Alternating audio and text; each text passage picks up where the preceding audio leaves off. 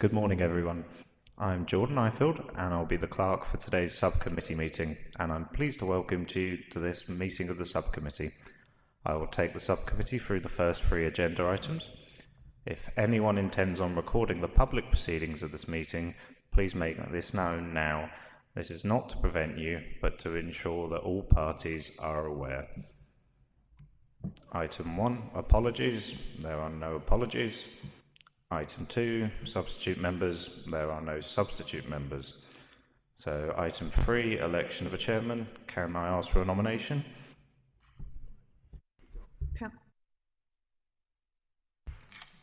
That's Councillor Garton nominated and seconded, so I now lead on to Councillor Garton as chairman.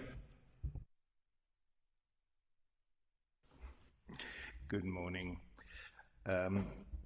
As chairman, I will ask if there are any disclosures by members and officers. Have members been lobbied? No. Okay. Item 6, to consider whether any items should be taken in private because of the possible disclosure of exempt information. I tend to take item 7, the application in public as proposed. Is that agreed? Mr. Dudowski, I believe you are not Mr. Dudowski this morning. No. Press the little face picture. No, I'm not. He sends his apologies. He's catering at a function today, but yeah, I'm his agent, if you like, today. Okay, that's fine. I will now ask all the members of the subcommittee to identify myself. To my right. I'm Councillor Denise Joy, and I am a councillor for High Street Ward. I'm Councillor Ziggy Travinsky. I'm the ward councillor for Headcorn. I am Patrick Garton, councillor for North Downs Ward. Our legal advisors this morning. Helen Ward, legal advisor. Committee clerk. That's me, Jordan. And the senior licensing officer. Lorraine Neal. Can I ask that all parties confirm that they have received a copy and are aware of the subcommittee hearing procedure? Yes, Yep. Wonderful. The subcommittee will allow all parties to put their case fully and make submissions to the panel within a reasonable time frame. The procedure would take the form of a discussion led by the subcommittee. I do have powers to send people out who behave unruly. I will not explain the details on that. I think we should be all right with that this morning. I will now ask that all subcommittee members confirm that they have pre-read all the papers and all other documentations regarding this hearing. Yep, confirmed. I've read him. Yes, I have, thank you. Okay, I can confirm that for myself as well. Lauren Neal, the Senior Licensing Officer, will now briefly outline the application. Morning, everybody. Members are being asked to consider the street trading application submitted by Piotr Dudkowski on the 4th of December 2023. The application, which is attached as Appendix 1, is to allow for the sale of pizzas Saturdays only between 4:30 and 8:30 p.m. from a proposed site in Vicarage Road, Yalding. The site is indicated in Appendix 2. The 14-day consultation took place between the 4th and 18th of December, which was we later realised we hadn't included residents.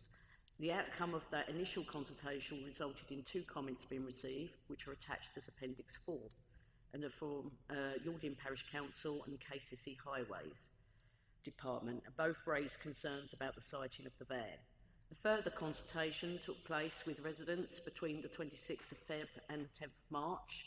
The letter attached as Appendix 3 is the letter that was sent out to the residents within 100 yards of the site. No responses were received in relation to that consultation. As comments had been received in relation to the matter, it was referred to the Head of Housing and Regulatory Services for a decision in line with the street trading policy. Their decision was not to determine the application, but allow the applicant to appeal the matter to licensing subcommittee. Mr. Dudkowski was advised of this on the 22nd of December, which is Appendix 5 in the papers. And on the 8th of January, which is Appendix 6 of the papers, Mr. Dudkowski requested the matter be considered by licensing subcommittee. So members are asked to consider the report and the matters raised today, and to determine the application from Mr. Dudkowski for a street trader consent to trade at Vicarage Road, Yalding. Members' options are at section 3 of the papers, and that is to either grant the consent as applied for, subject to the standard conditions found at page 18 of the policy, to grant the consent subject to such additional conditions that the subcommittee consider appropriate, or to refuse the application. Thank you, members. Wonderful. None of the objectors are attending this meeting this morning, obviously, but you've read the objections, so it's over to you, really. Provide your opening remarks, tell us about your business, and if you want to respond to the objections. Thank you very much, Chairman. Morning, everyone, again. Yeah, we run a small catering business based in Tunbridge Wells, built up over the last 15 years. We operate 7 vans, all registered with Tunbridge Wells, but we operate in villages around the area. One of the premises for establishing the business was that we could take a small restaurant to villages that didn't have the facility and provide that village with aforesaid catering option, which has been very successful and well received over the last 15 years. As said, we operate in a number of villages, both fish and chips and with a secondary business, pizzas. We have operated in Yalding, selling fish and chips over a period of about 8 years, up until the end of COVID. We had a very good response, but we stopped there simply because a number of the other pubs started operating and offering fish and chips, so the market became a bit saturated. So we, being mobile, we were able to move and, look at other villages. We had been requested, a number of customers had asked us to come with our pizza van over the years, which we didn't have an available night to do that. One came up, and so we approached Yalding Parish Council originally because Angela Gents, we've had a very good relationship over the years working with the local Parish Council, and she was pretty positive about it. So we did a trial before Christmas just for a couple of weeks, which went down very well with the local residents. And after that, we put in an application to the Borough Council for a street licence, which is where we are now. Obviously, that was 2 issues with Yalding Parish Council and Kent County Council. The Yalding Parish Council, as I understand, both were connected. Kent County Council saying we had to be 100 metres away from a junction. Yalding Parish Council saying 100 metres took us into a more residential area of Vicarage Road, which wasn't going to be acceptable to them or the residents potentially, although, as we know, no residents have responded. The location we chose was exactly the same as the fish and chip van that had been operating, as I said, for 8 years with no problems at all from residents or businesses or anyone in the local community. So there is a bit of history there. In addition, when I saw Kent County Council's objection based on, I think it was traffic backing up to the junction was highlighted, we then did a bit of a very rough calculation in terms of numbers of pizzas that we'd sold before Christmas in Yalding, average numbers of pizzas. We looked at a number of people walking to the van, a number of people driving, and we calculated it would be an additional 2 cars per hour over the 4 hours we were opening, so 8 cars in total that will be visiting the vehicle. Now those visits are roughly about 10 minutes from when you order your pizzas to pick up your pizzas. So those 2 cars per hour would be parking for roughly 10 minutes each across that time. So we didn't really feel that that was a basis for an objection based on an increase, a sufficient and substantial increase in traffic over the period that we're operating. So hence the reason we're sitting here today is just to sort of discuss that. I understand that, you know, if we had people, lots of cars backing up and crowded and, you know, potentially cause issues for highways, but based on the sales that we'd already achieved on our trial basis and what we do in other areas, it would be surprising if we could generate that kind of backlog from vehicles. So I strongly disagreed with that. I did write a letter which was attached to the appendix, which I'm sure you've all read, which just reiterating that.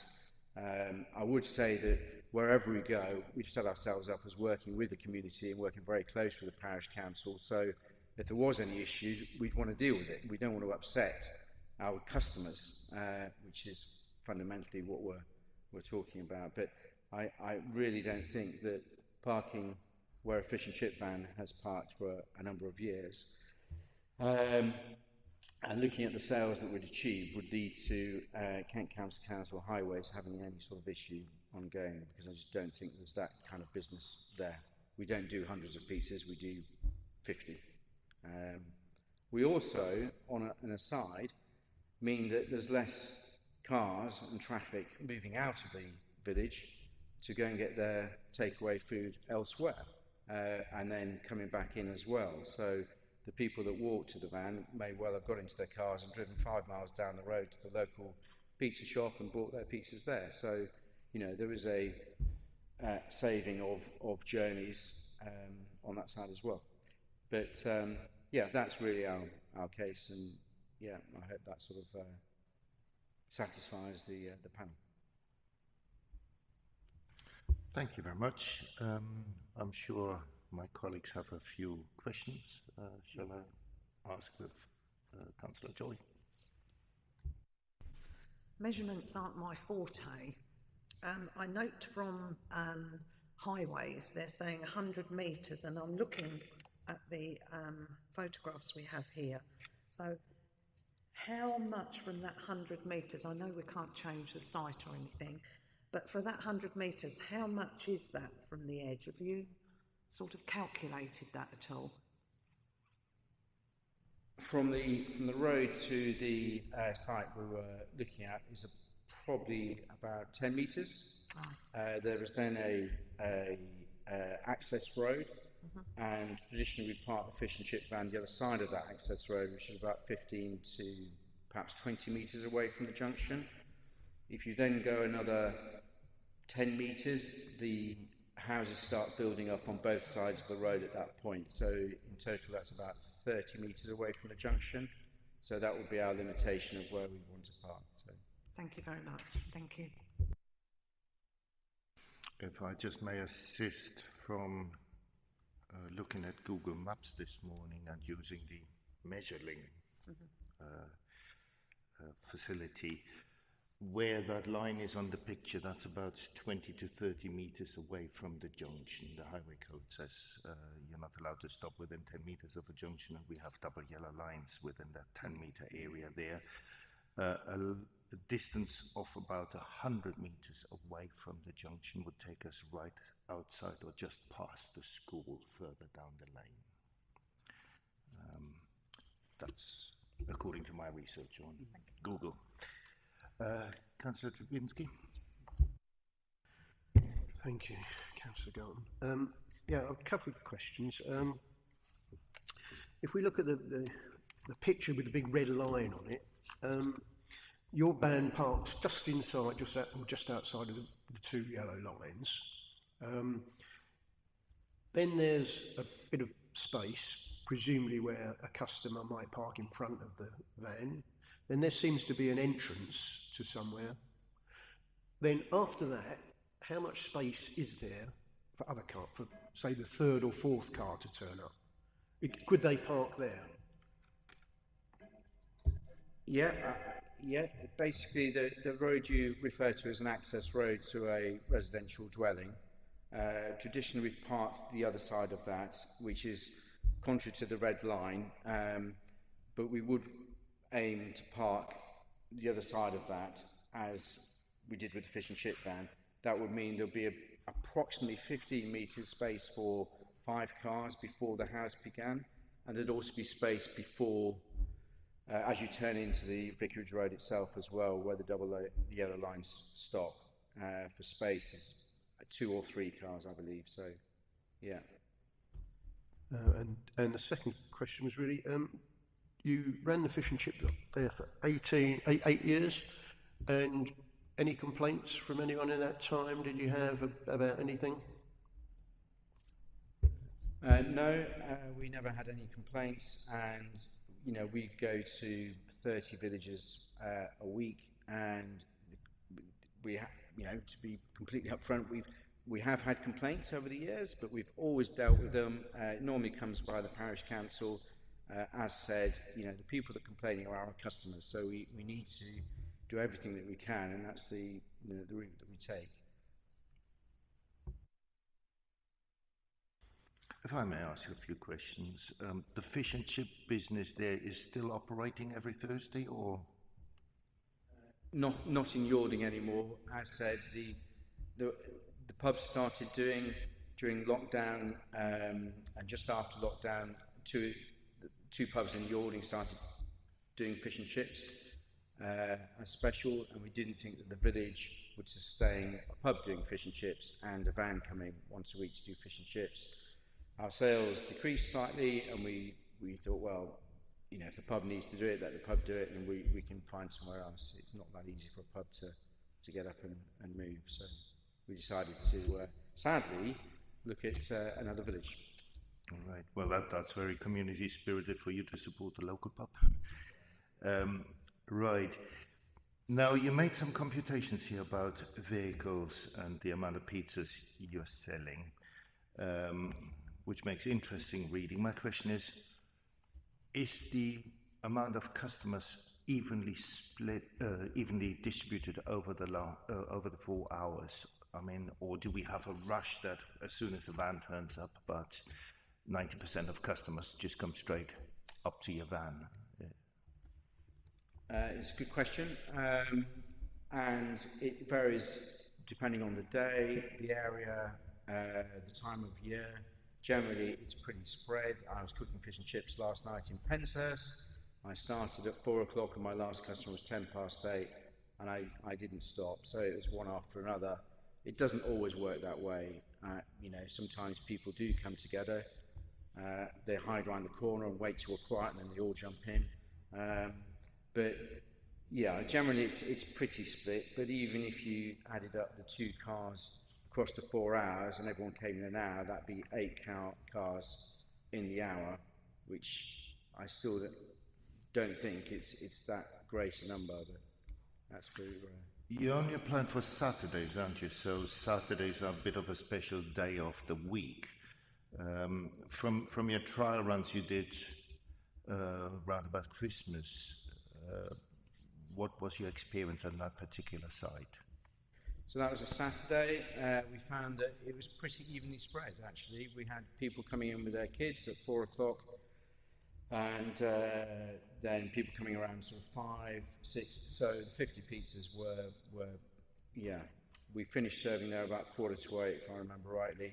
So across the 3 and 3/4 hours, it was one after another. And we do encourage people to phone up. Pizzas is slightly different to fish and chips because it takes longer, so we give pick-up slots for people. So we explain that your pizzas will be ready at 5 o'clock, your pizzas are going to be ready at 5:10.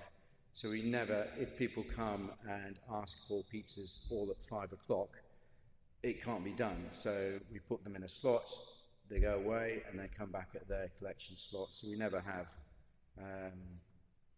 lots of people at a specific time waiting to collect their food. It just doesn't work that way. We can only cook 3 pizzas every 10 minutes. So Modern communications, we wouldn't have had that in the 80s, would we? Although pizza vans were around in the 80s, so that's an interesting part that is available.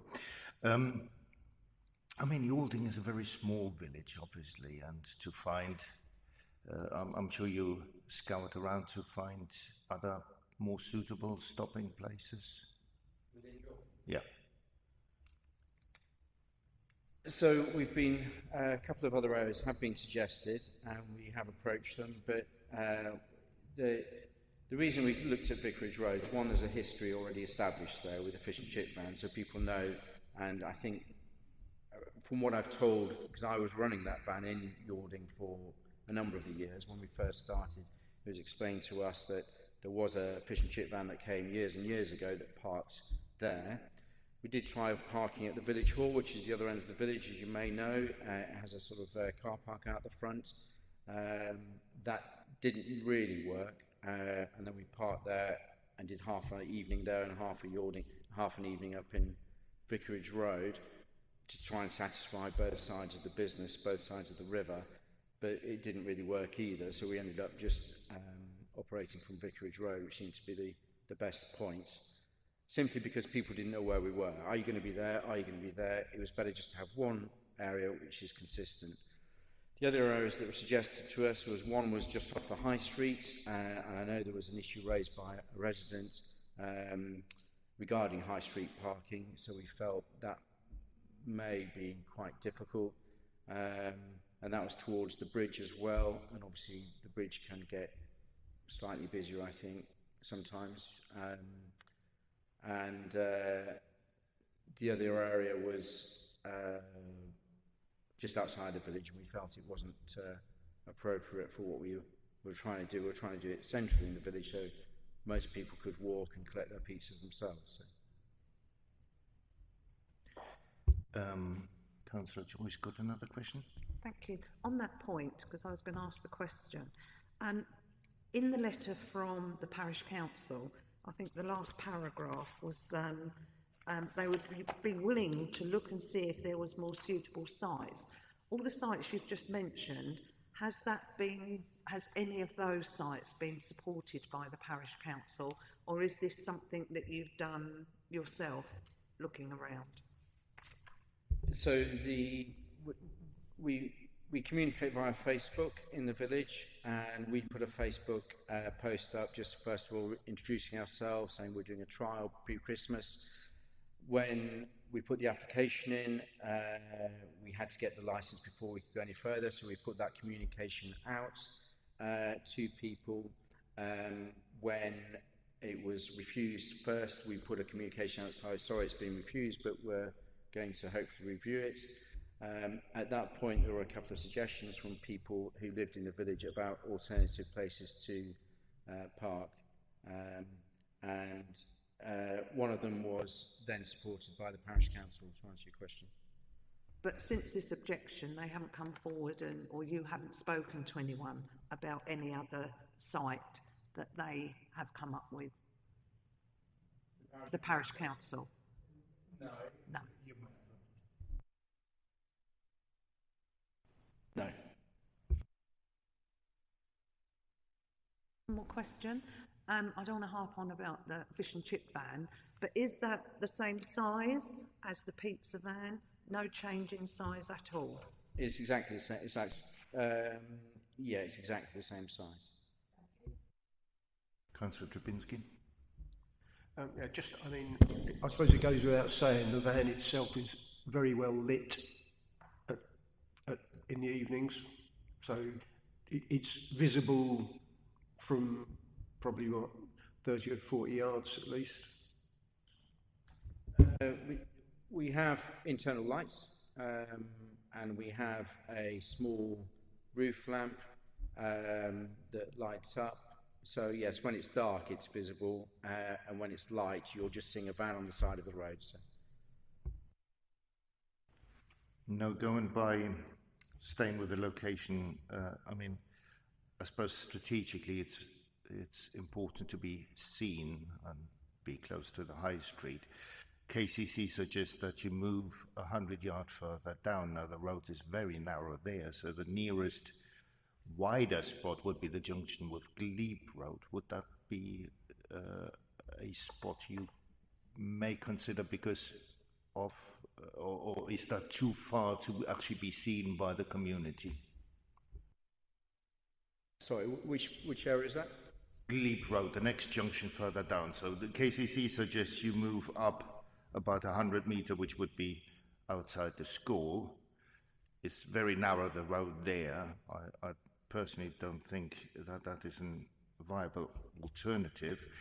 But further down the junction, the next junction down on that road would be the corner with Glebe Road, which seems to be fairly wide open. But that's probably another 50 to 100 meters away from the school, so 200 meters into the road. I'm just pulling up the map now, if I may, so just 1 second.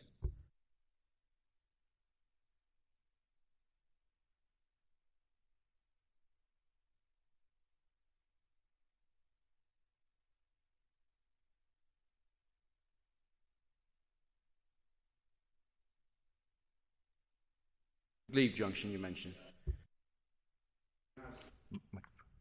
So I think that's where the new houses are, yeah. I believe. I mean, it's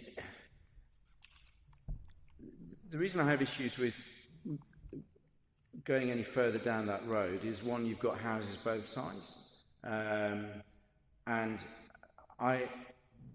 what we try and do is park where there's more of a public space area or outside area away from houses as best we can, and the place that we identified ticks those boxes. I think as soon as we start moving into more residential areas, then I don't know the driveway situation, and if anyone parks over a driveway, it could just lead to issues where there isn't public parking, and I don't know the area well enough to sort of comment any further on that. No, that's a fair enough answer, and I must say we're only concerned today with that particular spot. So if we would refuse the spot, then obviously that any other side may be an alternative for you for a reapplication.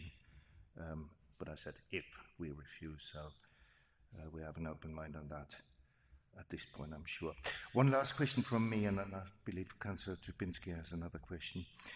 Right at the junction, if you look out of Vicarage Road onto the High Street on the left side, there are about 4 individual parking bays. Do you remember whether they were reasonably free and untaken on a Saturday evening?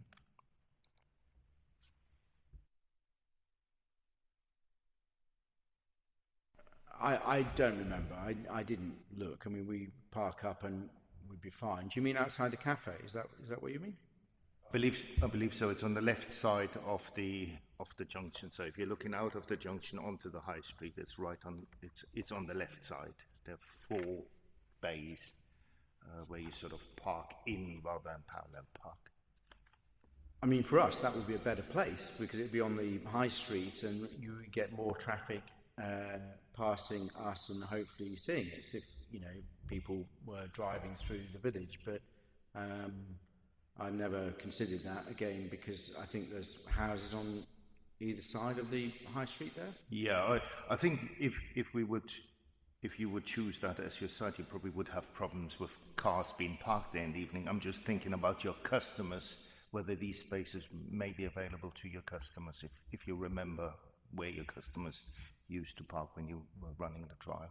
Okay, sure. Sorry, I was thinking you were suggesting an alternative parking spot. I don't remember, but on the other side of the road, I think it's single yellow line, so after 6 o'clock I don't think there's any restriction, and that side of the road is 100 metres long. I'm not 100% sure of the parking restrictions, but I'm pretty sure it's single yellow lines all the way up from the bridge to the junction with Vicarage Road, so, and that doesn't get blocked up with cars, so... Gets blocked up because of the bridge sometimes, but that's a different story. Councillor Czubinski. Thank you. Yeah, the second paragraph of the parish council's email says it's talking about parking on the High Street instead. Now, in your email, you sort of said that actually that was just an error by the driver parking in the wrong place. So when you generally turn up there on a Saturday night, that place is empty where you would park normally? Yep.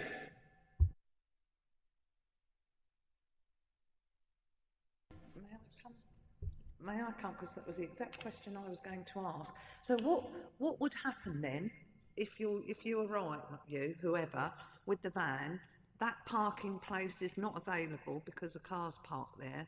What would be your intention of what you would do then? You'd have to go? Would you hang around until the space, if it became empty?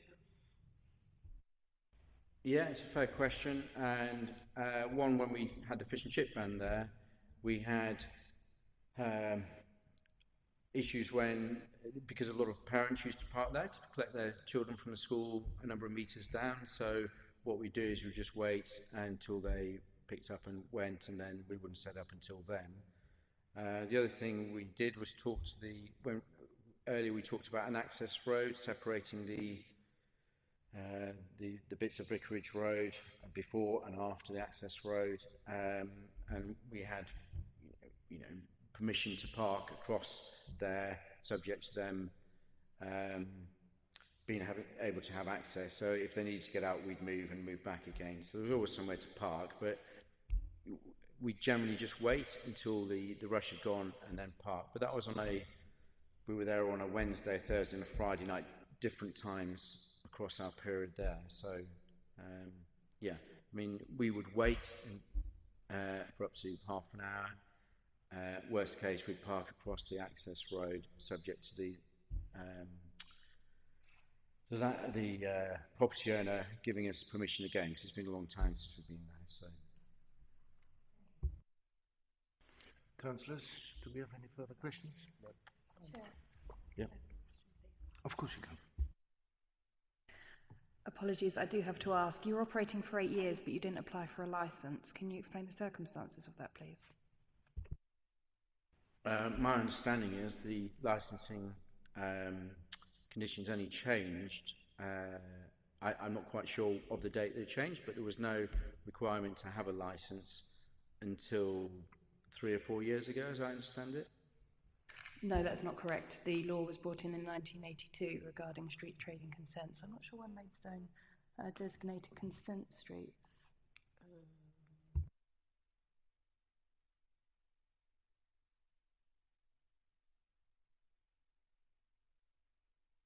But thank you, that explains. Yeah, so that's news to me because, as I understood it, at each borough, so Sevenoaks, Maidstone, Tunbridge Wells, Ashford, all operate differently with street trading and licence requirements. What we have done historically is, when we're looking at a new area, is talk to the parish council, get a directive in terms of what can and cannot be done, and approach the borough council should a licence be required. My understanding, and I'm sorry, I don't have any. If it was 1982 in Maidstone, I didn't know that, because my understanding was we go into the licensing portal on the website, and I'm sure I did it, and I'm sure it would have said no licence required at that point. You'll know this. Didn't something change about 3 or 4 years ago in terms of requirement? Not as far as I'm aware for Maidstone. There were pavement licence provisions that came in as a result of COVID, but that wouldn't be for street trading. So street trading and the need for a consent in Maidstone has been here since, as Lorraine said, at least 2008. Since the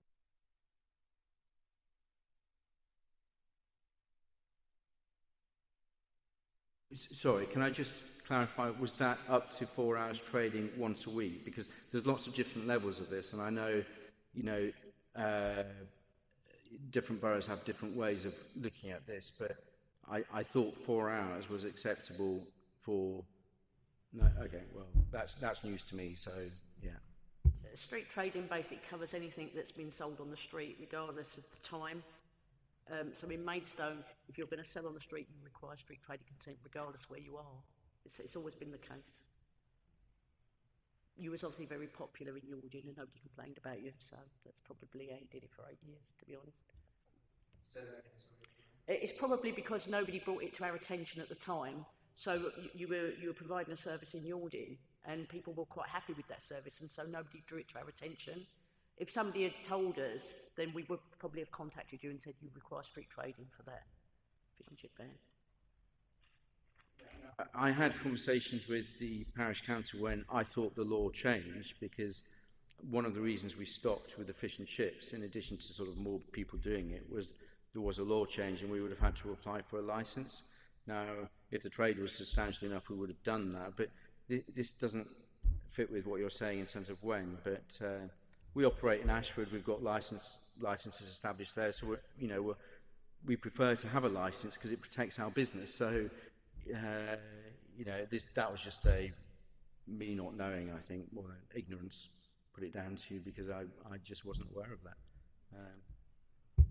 Just to clarify, each borough will have its own arrangements, but the principle of selling food from the street would normally require some form of consent, but it will depend on what that particular borough has determined for that area.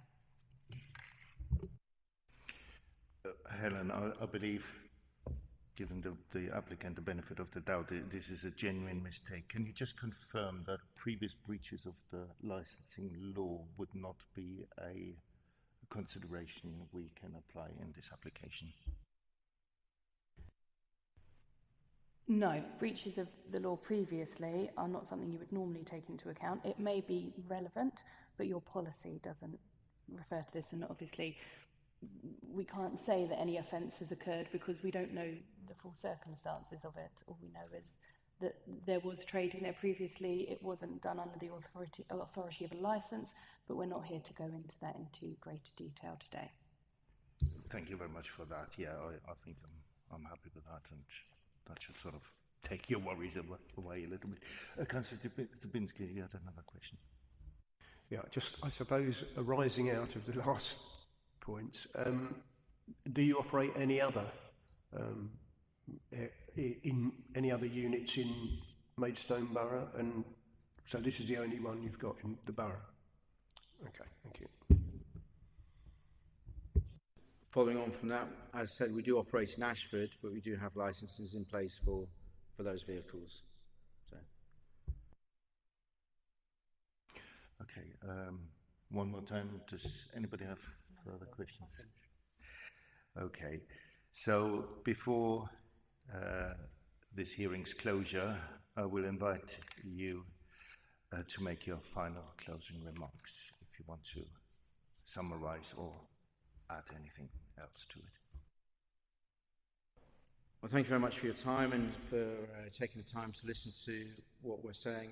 Hopefully we've reiterated what we're trying to do in terms of providing a service ultimately for the community that the community seems to have, from the responses we've had on the Facebook and also the responses before Christmas, seems to support. I know parking and travel are both issues, but hopefully by allowing us to bring a van to Yalding, it will minimise the distances that people have to travel to get something that they otherwise would have to travel outside of the village for. Keeps people within the village, and yeah, as I said, we work very closely with the villagers because they are our customers. I'm hoping you will support the application for us to try something with our pizza van in Yalding. Right. Final question on the table. There's no more legal matters, no questions from members. So I now declare this hearing closed. The subcommittee members, accompanied by the legal advisor only, will now enter into closed sessions to deliberate. And how long do we think we need? Half an hour? 20 minutes? 20 minutes after. Half an hour. So because we have to set a specific time, I would say at 20 to 12 we meet back in this room.